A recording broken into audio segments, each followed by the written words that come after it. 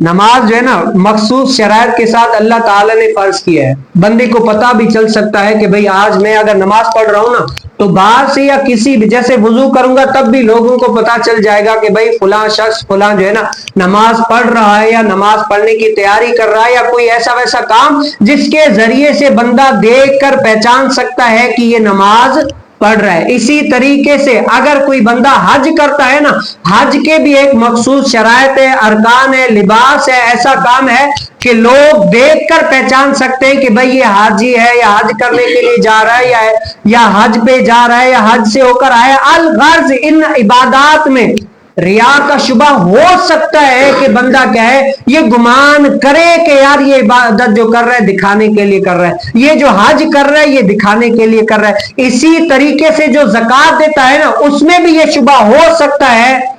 जिसको ज़कात देगा, फितरा देगा, उसको पता होगा कि भाई फलां बंदे ने मुझे सदका दिया है, फलां बंदे ने मुझे खैरात दिए, फलां बंदे ने मुझे ज़कात दी है। तो इसमें भी इन इबादत में क्या है, रिया का शुबा आ सकता है कि भाई इसने नमाज पढ़ी है या रोजा रखा है या नमाज पढ़ी है या हज किया है या ज़कात दिया है, इसमें रिया का शुबा हो सकता है, दिखावे का क्या है इम्कान हो सकता है। लेकिन रोजा उलमा ने ऐसा फरमाया कि अगर जो बंदा रोजा रखता है ना, जब तक बताए ना तब तक किसी को नहीं पता चल सकता।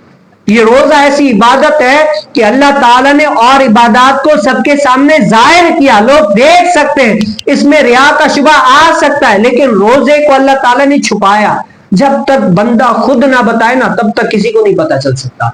तो रोजा आप रखें ना तो क्या किसी को नहीं बताए। रोजे का माना ये है कि आप रोजे में ऐसे मौके भी आते हैं कि आप छुप कर खा पी भी सकते हैं। भाई किसी को पता चल सकता है जब आप खाएं पिए या पानी पिए।